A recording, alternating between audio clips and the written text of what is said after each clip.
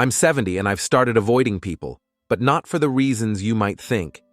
Reaching this age brings clarity I never expected. One day you're young, surrounded by plans, noise, and energy. The next, you wake up craving quiet and protecting your peace. I used to thrive on social gatherings, being that reliable friend or family member everyone could count on. But with age comes a shift, a deep, soulful understanding of how precious time truly is. Time no longer feels endless. It's now a finite gift I don't want to squander. I no longer spend hours on idle conversations or obligations that drain me. Instead, I pour my energy into slow mornings, meaningful walks, and moments that nourish my soul. Before we go further, if you're someone who values wisdom, quiet reflection, and aging with grace, I invite you to subscribe to my channel, Senior Guidance. It's a space where we honor the journey of growing older and share life's deeper lessons. Tap the subscribe button and become part of this thoughtful community. Now, back to why I've stepped back from people. It's not about disliking others, it's about honoring my time and energy. When I was younger, I gave away my energy like it was endless. I showed up everywhere, said yes to everything, and thought that was love. But now I see it differently. My energy has limits, and I must protect it. I choose carefully who gets my attention and why. I seek peace, not popularity.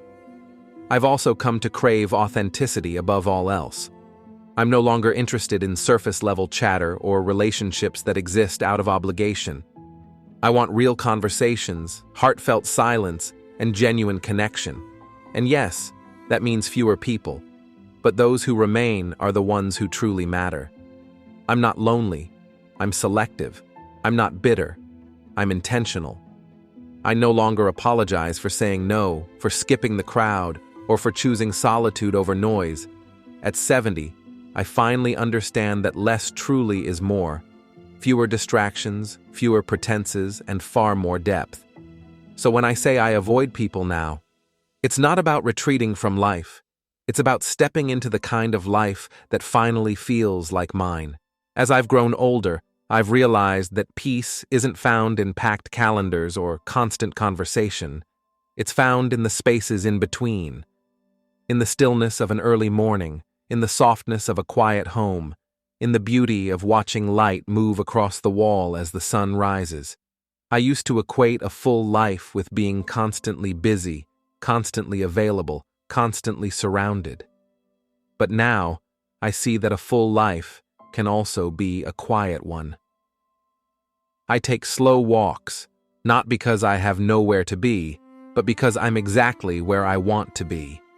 I sit with my thoughts longer, not because I'm alone, but because I'm finally comfortable in my own company. There's a richness in this stage of life that no one told me about, a kind of freedom that comes from no longer needing to impress, perform, or pretend. I don't chase after people anymore. If they want to be in my life, they know where to find me. And if they don't, I wish them well and let them go. There's a calm that comes with that. There's a dignity in choosing peace over people who disrupt it. That doesn't mean I don't care. It means I care more about the quality of my life than the quantity of my social circle. I've seen how years of bending for others can wear down the spine of your spirit. At this age, I choose to stand tall. I protect my energy the way I once protected my schedule. I spend my time with people who add warmth, not weight, to my life. You start to notice the difference. You notice the people who listen versus those who just wait to speak. The ones who check in, not because they need something, but because they genuinely care. Those are the people worth keeping close. Everyone else, I release with grace. I don't chase, I don't beg, I don't explain. I simply live, softly, fully, and with intention. I've found that this kind of life, the slower, quieter one, isn't empty. It's overflowing. Overflowing with peace, presence, and purpose. I've traded urgency for understanding. I've traded small talk for silence. And I've found that what remains is not loneliness, but clarity. When you remove the noise, you hear the truth of your own heart more clearly. You remember who you are beneath all the roles you've played. And that, at 70, is a gift more valuable than gold. Another reason I've started avoiding people is that relationships change, and so do we. It's something that sneaks up on you. One day, you're deeply involved in everyone's lives, calling, visiting, organizing, fixing. Then suddenly, you're watching those same relationships loosen, fray, or quietly dissolve. At first, I resisted it. I tried to hold on tighter, put in more effort, ask more questions, make more time. But eventually, I realized something essential. Not every relationship is meant to last forever. And that's not a tragedy. It's life. Some people are meant to walk with you for a season, teach you something, or accompany you through a chapter. But when their time in your life is done, clinging only creates pain. At 70, I've learned to accept this truth with peace instead of resistance. I don't carry bitterness for those who've drifted away. I simply recognize that our paths no longer align. Some friends moved away, some became too busy, some changed in ways I couldn't understand, and maybe I changed too. That's the part people don't always talk about. It's not just others who shift. We evolve. I'm not the same person I was at 40 or even 60. My values have crystallized. I no longer value being liked. I value being true to myself. I don't strive to please. I strive to live authentically. And that kind of transformation will naturally affect who stays and who goes. It's okay. Not everyone is meant to walk every mile of the journey with you. And the older I get, the more grateful I become for the few who've stayed. Those rare souls who understand me, even in silence, who don't need explanations or performances, who just show up. They're the ones who matter. And even then, I don't need to see them often. True connection doesn't require constant contact. It's felt in the heart. It holds steady through distance and time. I used to feel guilty for letting go of old ties, for allowing relationships to fade. Now I see it as an act of respect, both for myself and for them. It means I'm making room for what fits now, not just what used to fit. Letting go isn't rejection, it's release. And with every relationship I've released, I've found myself a little lighter, a little freer, a little more at peace. At 70, I no longer chase belonging. I've found it within myself. I no longer try to hold everyone together. I focus on holding myself together. That's the evolution. That's the wisdom. And with it comes the quiet strength to say, I choose me now, not out of selfishness, but out of deep self-respect. There's another truth I've come to understand with age. My energy is not infinite. When I was younger, I could stretch myself thin, run from event to event, entertain guests, lend a hand, offer an ear, and still somehow wake up with more to give. But now, my energy is sacred. It's not about being tired all the time. It's about being deliberate. I don't give pieces of myself to just anyone anymore. I protect my peace the way others protect their possessions. I've learned that not every conversation deserves my attention, not every event needs my presence, and not every call should be answered. This isn't bitterness, it's boundary. At 70, I'm no longer afraid to say no. I say no to draining people, to gossip, to meaningless obligations. I say no to noise when I need quiet. I say no to anything that leaves me feeling less than whole. And in doing so, I make room to say yes to what truly matters. Yes to my health. Yes to my passions. Yes to quiet mornings and afternoon walks. Yes to laughter with someone who sees me clearly. I've learned that protecting my energy doesn't mean I don't care. It means I care enough to be mindful of how I live. I've also noticed how easy it is to be pulled into other people's chaos, their crises, their negativity. And for years I allowed that. I played the rescuer, the fixer, the peacekeeper.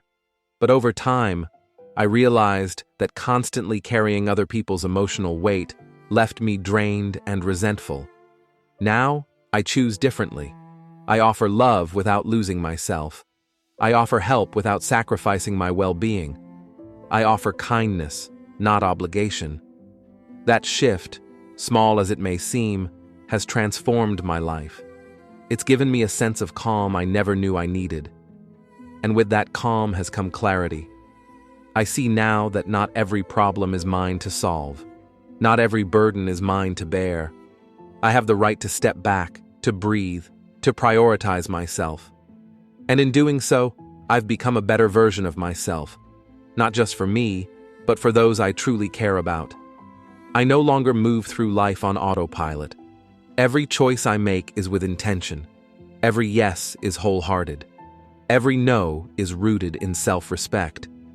That's the beauty of aging. It teaches you to live on purpose. Not to impress, not to keep up, but to honor the life you've been given. And in that honoring, in that quiet guarding of your energy, you discover a richness that can't be found in crowds, only in the solitude of your own heart. As I step further into this season of life, I've come to appreciate solitude not as loneliness, but as a sacred space. When I was younger, being alone felt uncomfortable, like something to escape. I filled every quiet moment with distractions, convinced that constant busyness meant purpose. But now, I seek solitude the way one seeks shade on a hot day. It is where I think clearly, where I connect with myself, where I feel most grounded. In solitude, I reflect on where I've been and where I'm going. I listen to the wind outside my window, the rustle of trees, the slow rhythm of my own breath. These moments, small and unremarkable to others, are where I find peace. It's not that I dislike people, quite the opposite. I love deeply, but I love differently now. I don't need a room full of people to feel fulfilled. One heartfelt conversation, one shared silence, one sincere laugh means more to me than a dozen loud parties. There's a certain wisdom that comes with age, a knowing that depth matters more than breadth. I no longer chase after acceptance, nor do I perform to be liked. I've shed the need to impress or prove. At 70, I rest in who I am. I've earned this version of myself through trials, losses, joy, and growth. I carry memories like soft photographs in my heart. Some bring tears, others bring a warm smile. They're all a part of the rich fabric of my life. And while the world outside seems to move faster each year, more noise, more urgency, more demands, I find myself slowing down on purpose. I savor things others rush past. The curl of steam from a hot cup of tea, the sun spilling across the kitchen table, the gentle ache in my knees after a walk. These are the treasures I collect now. I've traded adrenaline for presence, applause for contentment, and in that exchange, I've gained something immeasurable. That's why I avoid people now, not out of bitterness, but because I've finally come to value my time, my energy, and my spirit. I no longer give them away cheaply. I offer them with care to those who see them as sacred. And yes, I know not everyone will understand. Some may think I've withdrawn, that I'm distant or aloof. But the truth is, I've simply returned home, to myself. And in that quiet return, I've found a kind of joy that doesn't need validation. A joy that whispers rather than shouts. A joy that grows not in crowds, but in stillness. So if you're wondering why someone like me, someone who once thrived in company, chooses solitude now, it's because I've discovered the beauty of enough. Enough love, enough memories, enough purpose. And in that enoughness, I've found peace.